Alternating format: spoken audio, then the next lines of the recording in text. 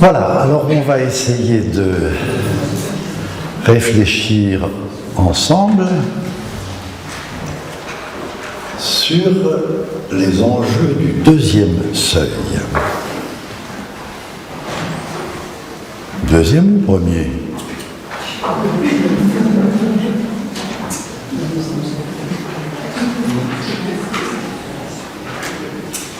Deuxième, hein ?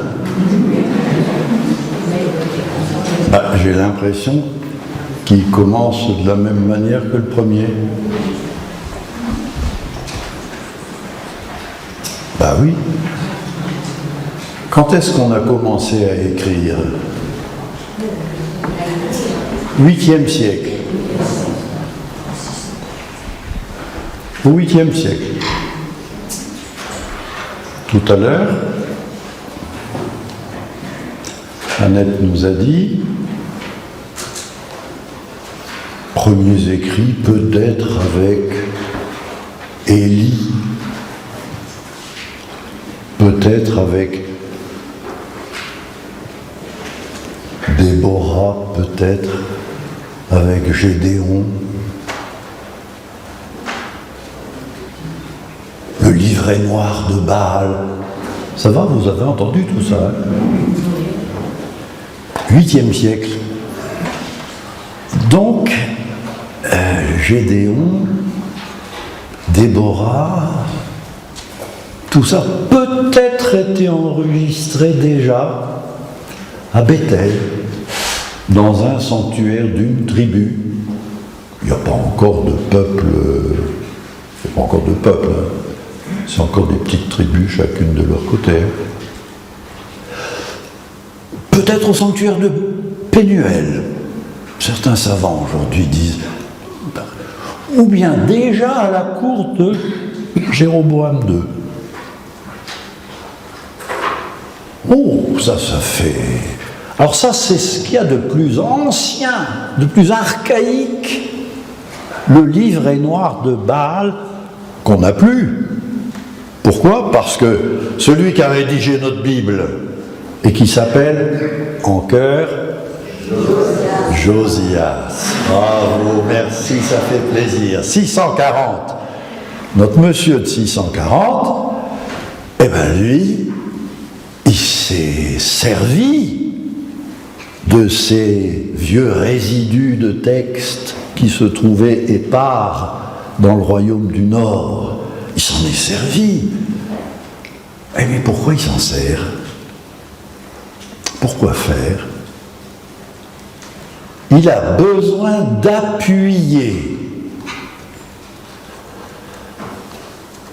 sa première Bible. La première Bible, il a besoin de l'appuyer sur les mémoires. Alors là, vous l'avez entendu, les mémoires, hein ? Les souvenirs, les mémoires. Tous ces gens-là sont des sages qui regardent en arrière. Bien, très bien. Bon, ça c'est ma première question. Vous voyez que c'est une question importante, hein ? Tout commence à s'écrire, des petits brouillons dans les sanctuaires locaux, peut-être déjà un à la cour de Jéroboam, mais plus d'un siècle après, réutilisé par un bonhomme qui a cette chance inouïe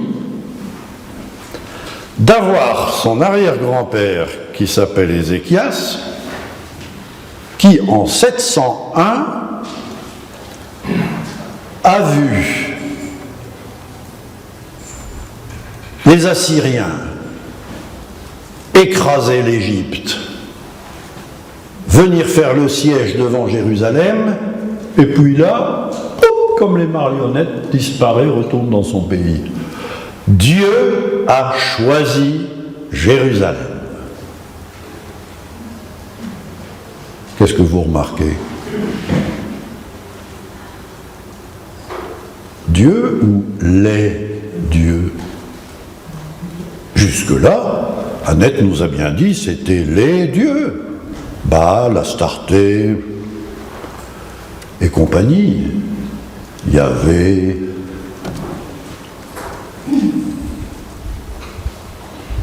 Yahvé Tzvaot, il y a 36 dieux. Ah, vous êtes bien reconnus, là, hein, on est en plein polythéisme. Bon, qu'est-ce qui fait que mon bonhomme, Josias, peut écrire une Bible comme ça? Son arrière-grand-père a connu cet événement, la grande puissance assyrienne et la grande puissance égyptienne disparue, et Jérusalem est sauvée.